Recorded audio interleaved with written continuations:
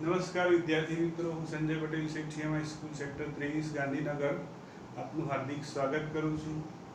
પ્રકરણ 1 માં સાબિત કરો એવા કેટલાક દાખલા પૂછાતા હોય છે. બોર્ડની પરીક્ષામાં આના જેવો જ દાખલો 2000 માર્ચ 2020 માં પૂછાયેલો. સાબિત કરો કે વર્ગમૂળમાં 7 અસમમેય છે. તો આપણે પહેલા વર્ગમૂળમાં 3 અસમમેય છે એ શીખીએ.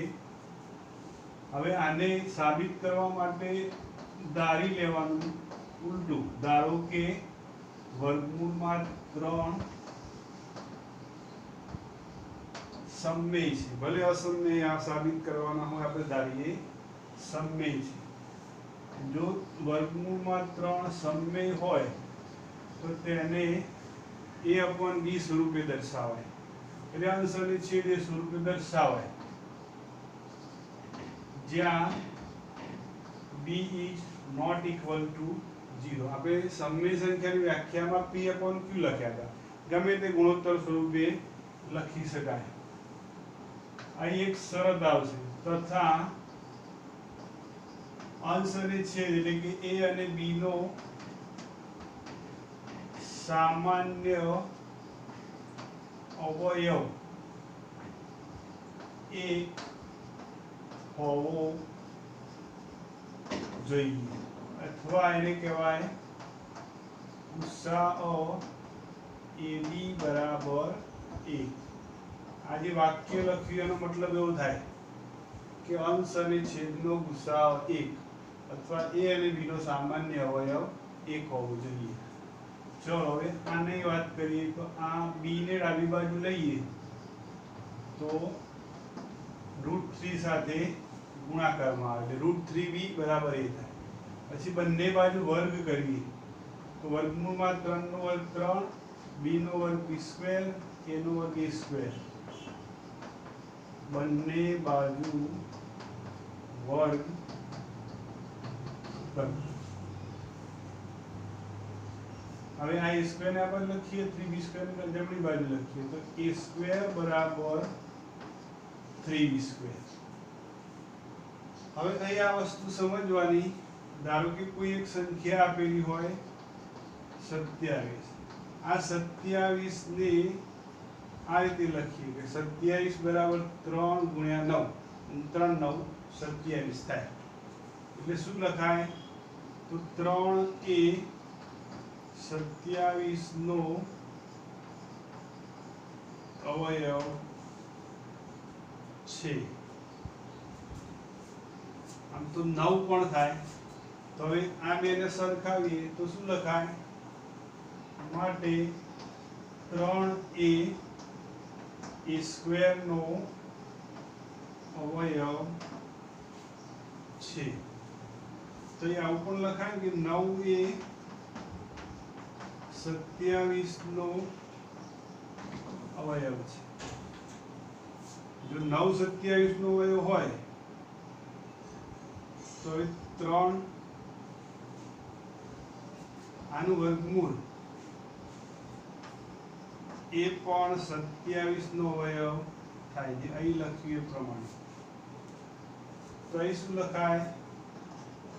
જો 3 એ સ્ક્વેર નો અવયવ હોય તો 3 એ a નો અવયવ છે. નંબર 1.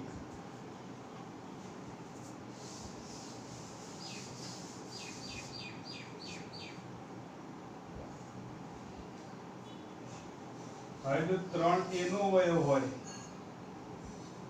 તો a બરાબર 3c. a ના બે અવયવ 3 અને c. તો આ રીતે લખી શકાય. અને આનો મતલબ થાય કે a ના બે અવયવ 3 અને c. જેમ અહીં હતા, અહીં લખેલા 27 ના બે અવયવ 3 અને 9. હવે આનો વર્ગ કરીએ તો a સ્ક્વેર બરાબર 9c સ્ક્વેર, બંને બાજુ વર્ગ કરો. a સ્ક્વેર ની કિંમત શું મળી? a સ્ક્વેર બરાબર 3b સ્ક્વેર a સ્ક્વેર બરાબર 3b સ્ક્વેર મૂકતા હવે આ ત્રણને આ તરફ લઈ લઈએ તો b સ્ક્વેર બરાબર 9c સ્ક્વેર છેદમાં 3 એટલે b સ્ક્વેર બરાબર આ 3 તરી 9 થાય એટલે b સ્ક્વેર બરાબર 3c સ્ક્વેર જેમ હવે અહીં લખ્યું હતું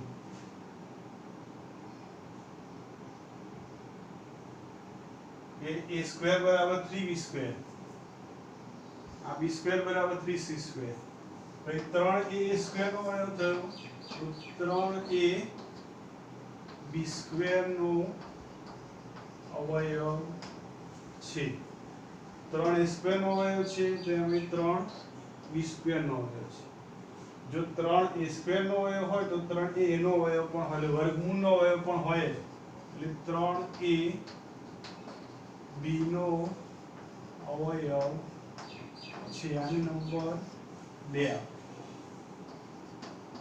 તો એ પરિણામ 1 અને 2 પરથી 3a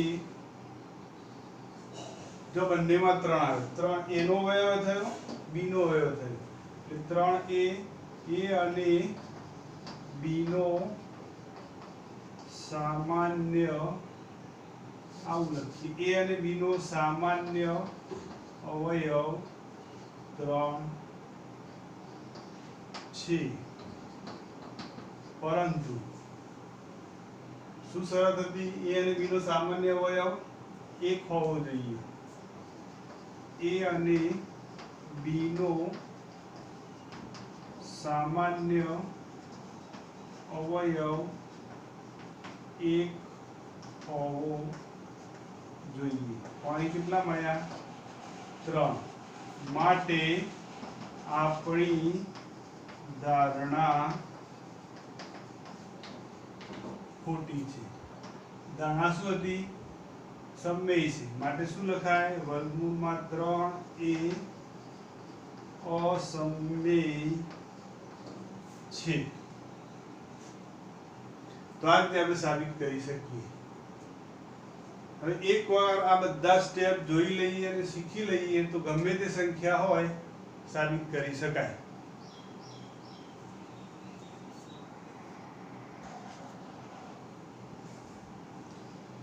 ચલો એના જેવો બીજું એક દાખલો જોઈએ વર્ગમૂળમાં 7 અસમમેય છે તો પહેલું સ્ટેપ આપણે શું શીખ્યા ધારો કે વર્ગમૂળમાં 7 એ સમમેય છે જો સમમેય હોય તો તેને a/b સ્વરૂપે દર્શાવાય અને બીજું a અને b નો સામાન્ય અવયવ 1 હોવો જોઈએ એનો મતલબ થાય કે અંશ અને છેદનો ગુસાઅ 1 હોવો જોઈએ હવે આ b ને ડાબી બાજુ લઈએ તો વર્ગમૂળમાં 7b બરાબર a થાય માત્ર એક જ ફેરફાર જ્યાં 3 હતા ત્યાં 7 આવશે બીજું કઈ દાખલામાં નવું નથી ચલો હવે આ વર્ગમૂળ દૂર કરવા શું કરવાનું તો બંને બાજુ વર્ગ કરવાનું બંને બાજુ વર્ગ કરતા પછી આને a સ્ક્વેર ની ડાબી બાજુ લખીએ અને આ 7b સ્ક્વેર ની જમણી બાજુ એટલે આ બેને બદલી નાખો હવે અહીં 7 આવે તો એવું લખાય કે 7a સ્ક્વેર નો અવયવ છે જો 7a સ્ક્વેર નો અવયવ હોય તો 7a નો અવયવ છે જો 7a નો અવયવ હોય તો a ના બે અવયવ એમાં એક અવયવ 7 અને બીજો અવયવ ધારો કે c, એટલે અહીં ડાયરેક્ટ આપણે લખીશું a બરાબર 7c. ફરીથી આનો બંને બાજુ વર્ગ કરીએ તો a સ્ક્વેર બરાબર 49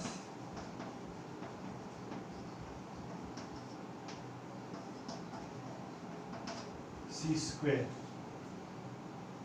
તો હવે આમાં કિંમત મૂકવાની,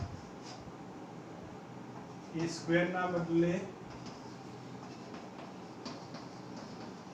a સ્ક્વેર બરાબર 7b સ્ક્વેર મૂકતા હવે આ 7 આપ જમણી બાજુ લઈએ તો b સ્ક્વેર બરાબર 49 c સ્ક્વેર છેદમાં 7, એટલે કે b સ્ક્વેર બરાબર 7c સ્ક્વેર. હવે આના જેવું મળ્યું એટલે શું લખાય તો 7a b સ્ક્વેર નો અવયવ છે. જો b સ્ક્વેર નો અવયવ હોય તો 7a b નો અવયવ છે. નંબર 2. તો 1 અને 2 પરથી શું લખાય a અને b નો સામાન્ય અવયવ 7 છે, પરંતુ a અને b નો સામાન્ય અવયવ શું હોવો જોઈએ 1. a અને b નો સામાન્ય અવયવ 1 હોવો જોઈએ. તો શું લખાય માટે આપણી ધારણા ખોટી છે, એટલે કે વર્ગમૂળમાં 7 એ અસમમેય છે. અહીં આપણો વર્ગમૂળમાં 7 અસમમેય છે એ સાબિત કરો એ પૂર્ણ થયું.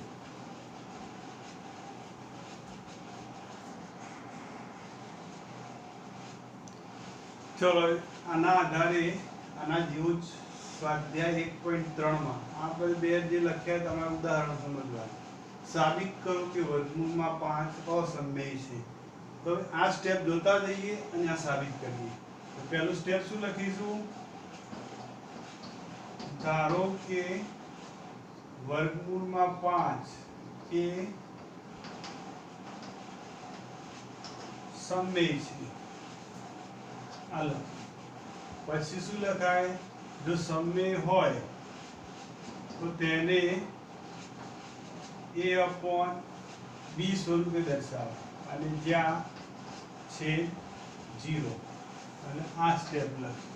પછી લખાય a અને b નો સામાન્ય અવયવ 1 હોવો જોઈએ, એટલે કે ગુસાઅ અંશ અને છેદનો ગુસાઅ 1 હોવો જોઈએ. હવે આ b ને ડાબી બાજુ લઈએ √5b બરાબર 1. આ સ્ટેપ પૂરું થયું. પછી જેમ ત્યાં વર્ગ કરેલો અહીં વર્ગ કરીએ, બંને બાજુ વર્ગ કરતા. ચલો વર્ગ થઈ ગયો. હવે આ a સ્ક્વેર વાળા પદની ડાબી બાજુ આની જમણી બાજુ એટલે a સ્ક્વેર બરાબર 5b સ્ક્વેર આટલે પહોંચે. હવે જેમ 7 અવયવ થયું તેમ અહીં શું લખાય તો 5 એ સ્ક્વેર નો अवयव छे। जो 5a स्क्वेर नो अवयव होय तो 5a નો અવયવ છે એટલે પહોંચ્યા। જો 5a નો અવયવ હોય તો a ના અવયવ તરીકે 5 લખાય અને બીજો ચલ c લખીએ એટલે આ સ્ટેપ પૂરું થયું। હવે અહીં વર્ગ કર્યો તો એમ વર્ગ કરીએ તો a સ્ક્વેર બરાબર 25c સ્ક્વેર બંને બાજુ વર્ગ કરતા। હવે અહીંથી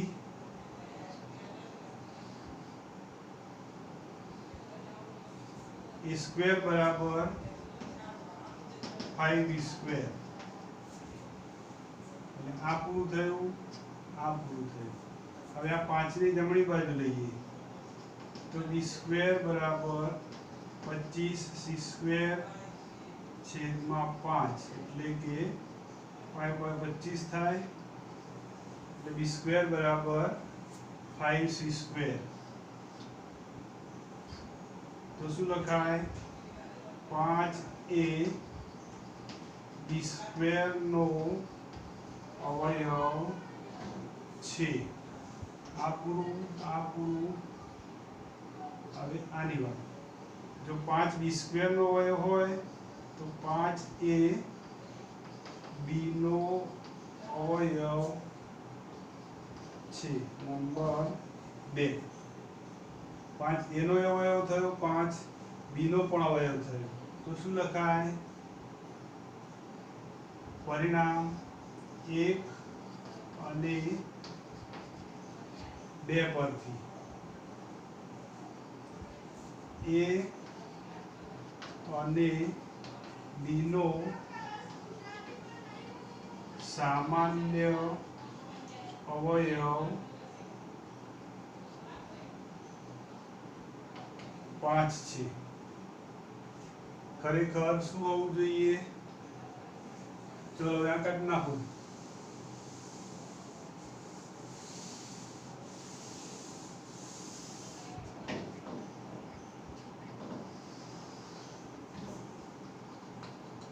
પરંતુ a અને b નો સામાન્ય અવયવ 1 હોવો જોઈએ। આ લખ્યું આટલે સુધી આપણા સ્ટેપ પૂરા થયા। માટે આપણી ધારણા ખોટી છે એટલે કે વર્ગમૂળમાં 7a વર્ગમૂળમાં 5a અસમમેય છે। ચલો તો વર્ગમૂળમાં 5 વાળું પૂરું થયું।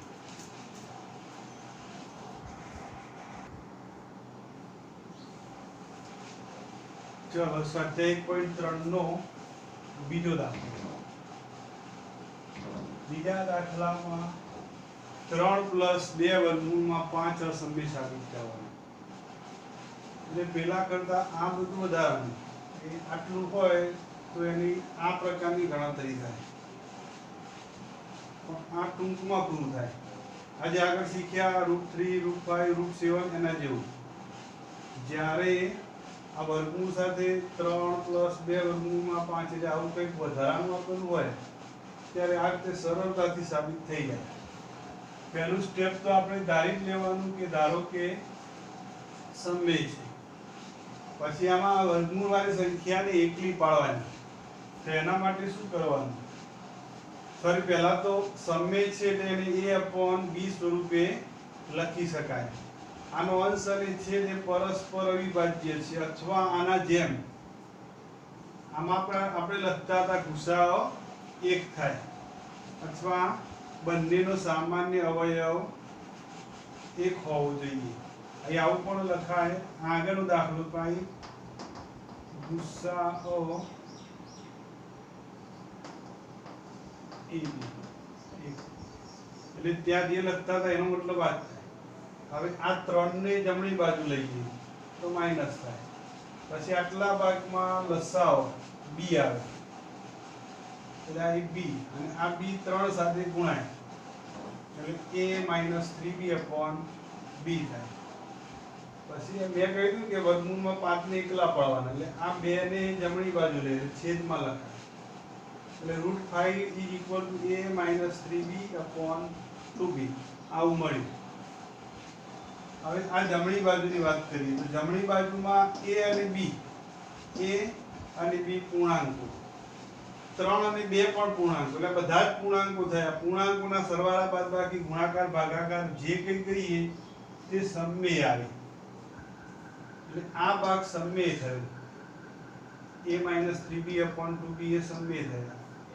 જ્યારે ડાબી બાજુ રહેલા વર્ગમૂળમાં 5 અસમમેય છે એટલે આ વર્ગમૂળમાં 5 અસમમેય અને A - 3B upon 2B સમમેય આવું થાય। અસમમેય બરાબર સમમેય આવું શક્ય નથી માટે આપણી ધારણા ખોટી છે અને ધારણા ખોટી છે એટલે અહીં જેમ સમમેય છે લખે એના બદલે શું થાય 3 + 2 √5 અસમમેય છે। તો એ આપણો આ દાખલો પૂરો થયો। બીજો હતો હવે ત્રીજાનો પહેલો નીચે દર્શાવેલ સંખ્યાઓ અસમમેય છે તેમ સાબિત કરો। 1/√2 ને અસમમેય સાબિત કરવાના તો પહેલા શું લખીશું કે તે સમમેય જો સમમેય હોય તો A/B સ્વરૂપે દર્શાવે અને ત્યાં B ≠ 0। અંશ અને છેદ એ પરસ્પર અવિભાજ્ય છે એવું લખાય અથવા બંનેનો સામાન્ય અવયવ 1 છે એવું લખાય અથવા ગુસાઅ 1। પછી આમ ચોકડી ગુણાકાર B આ બાજુ જાય ડાબી બાજુ √2 આ બાજુ જાય એટલે B = √2A। વર્ગ કરીએ તો B² = 2A² થાય। અહીં 2 મળ્યા B² = 2A²। 2 એ B² નો અવયવ થાય અને જો 2 B² નો અવયવ હોય તો 2 B નો પણ અવયવ થાય। નંબર 1 જો B નો અવયવ 2 હોય તો B ના અવયવમાં 2 આવે એટલે B = 2C લખાય।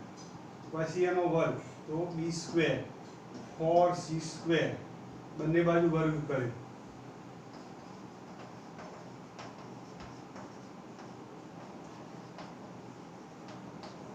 પછી B² ની કિંમત 2A² તો B² ના બદલે 2A² = 4C²।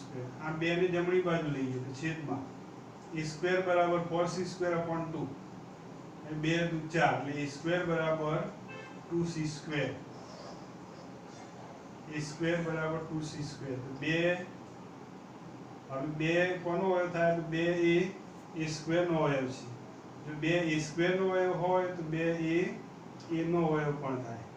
તો 1 અને 2 પરથી શું કહેવાય 1 અને 2 નો સામાન્ય અવયવ બંનેમાં શું મળ્યું 2 2 B નો અવયવ 2 A નો અવયવ। ચલો હવે આને કાઢી નાખું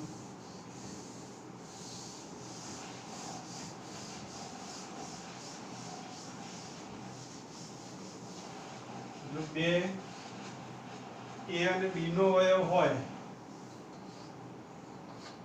તો 1 અને 2 પરથી A અને B નો સામાન્ય અવયવ 2 છે એટલે કે ગુસાઅ AB = 2 ખરેખર 1 આવવા જોઈએ માટે આપણી ધારણા ખોટી છે. તો સાચું શું? માટે 1/√2 અસમમેય છે. ચલો તે ત્રીજાનો પહેલો પૂરો.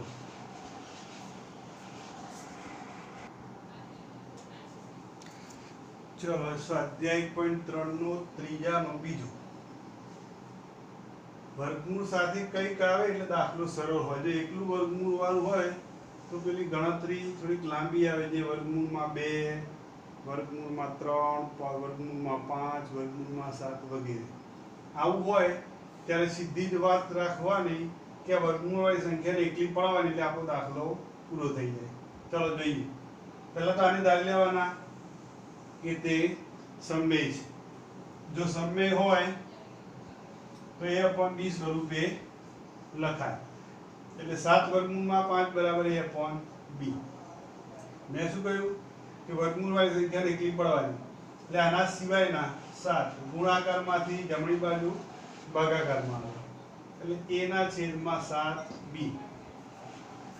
હવે અહીં રહેલી જે કઈ સંખ્યાઓ કે પૂર્ણાંકો હોય એ બધાની વાત. તો a, b અને 7 એ બધા જ પૂર્ણાંકો હોવાથી પૂર્ણાંકોનો ગુણાકાર ભાગાકાર સરવાળો બાદબાકી સમમેય થાય.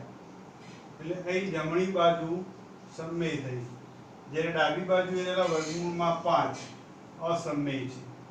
એટલે અસમમેય બરાબર સમમેય થાય. માટે આપણી ધારણા ખોટી છે. એટલે કે 7 વર્ગમૂળમાં 5 અહીં ધાર્યા હતા સમમેય, પણ વાસ્તવમાં 7 વર્ગમૂળમાં 5 એ અસમમેય છે. આ રીતે સરળતાથી સાબિત થઈ જાય. એક જ વસ્તુ યાદ રાખવાની કે વર્ગમૂળવાળી સંખ્યાને એકલી પાડવાની, એટલે એના સિવાયનું જે હોય એ સમમેય બની જાય અને આ વર્ગમૂળવાળી સંખ્યા એ અસમમેય કહી દેવાની. ચલો હવે ત્રીજાનો ત્રીજો 6 + √2. પહેલું સ્ટેપ તો બધામાં જ આવે કે તે સમમેય છે. એટલે ધારો કે 6 + √2 સમમેય છે. જો સમમેય હોય તો a/b સ્વરૂપે દર્શાવાય.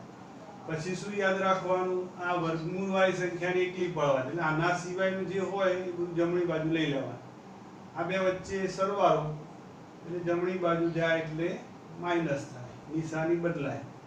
ગુણાકારમાં હોય તો ભાગાકારમાં જાય એટલે આ -6 થાય. અહીં જમણી બાજુએ લસાઅ b આવે અને b અને 6 નો ગુણાકાર થાય એટલે a - 6b/b. હવે જેમ અહીં લખ્યું એમ જ a, b અને 6 પૂર્ણાંકો હોવાથી a - 6b/b સમમેય થાય. પૂર્ણાંકોનો સરવાળો બાદબાકી ગુણાકાર ભાગાકાર સમમેય હોય એટલે જમણી બાજુ સમમેય થઈ. અને √2, જ્યારે √2 એ અસમમેય છે એટલે ડાબી બાજુ અસમમેય. અસમમેય બરાબર સમમેય થયા. માટે આવું હોય નહીં એટલે આપણી ધારણા ખોટી છે. એટલે શું લખાય? 6 + √2 અસમમેય છે. ચલો તો એ આપણું સ્વાધ્યાય 1.3 અહીં પૂર્ણ થયું. આ બધાયમાંથી એટલે બે રીતો થઈ. એક આ થઈ અને આના પહેલા શીખ્યા એકલા વર્ગમૂળવાળી. બેમાંથી ગમે તે એક રીતે 2 માર્ક્સમાં, કોઈક વખતે 3 માર્ક્સમાં પૂછાય. આવું હોય તો 2 માર્ક્સમાં પૂછાય આ બેમાંથી. પણ પેલું થોડું લાંબી ગણતરી હોય તો 3 માર્ક્સમાં પૂછી શકાય. અને પેલું √7 વાળું તો માર્ચ 2020 માં પૂછાયેલું છે. વારંવાર એકના એક દાખલો ગણીશું તો એના સ્ટેપ યાદ રહી જશે ને આવડી જશે. ચાલો ઓકે.